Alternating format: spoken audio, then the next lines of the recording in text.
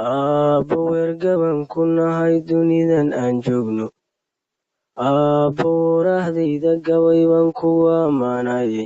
Aabbow intaadii gashaan ku axsan faliye. Iloobi maa wanaagaga haddaan ilka la igaynin.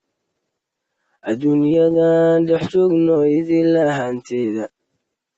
Afarteedan geesood uunka kala jooga. Allihii sameeyaan ka baryi inuu ku dhowraaye. Ilmaha kolkii aan nahay oon wax garanaynin. Aayadaha qur-aankiyo xadiid lagu itaalyeesho.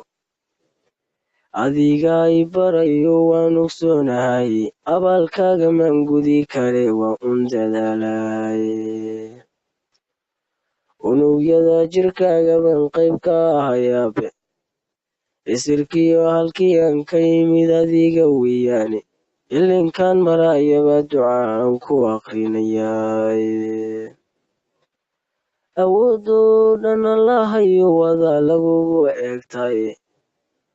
Oo ilaali waalidkaysay barbaarsheene. Asluubtiyo dhaqankii wanaabay igu dadaaleene. Itaalyari makhluuqan runtii laguma eedeeyo. Aabbahay iftiinkuu i baray igama dahsoona. Ildogsiga hadduu waalidka irida ku joogo. Ama uu ifka nool yahay waad istareexdaye. Amuuraha adduunyadu ma ahan saad u aragteene. Agoon iyo nin aabbihii nool yahay kala awood dheere. Abtiris haddii ay tahay sirka Soomaali. Midkan toosu eeganahayo laygu aqoonsayo. Allah baan ku dhaartay xaqiiq aabbahay weeyaane. Orood laguma gaare adduun waa ibtala weyne. Adigoo haminayu durbaaba soo afgo'ayaye. Ajashiisa ka gadaal ma jiro ruux yar joogaye. Aakhirana gurigii rasmiyoon ebid dhammaanayne. Allahayow hadday tahay adduun iminka aan joogno. Ama ay aakhiraba tahay eebba hortiisaye.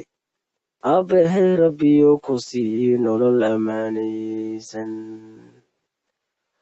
Adigoo ka raaliya Rabbow aakhira joogo.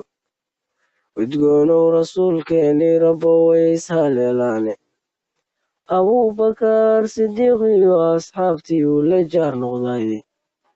U hibeey ammaankii jannaadoon ebid ammaanayn.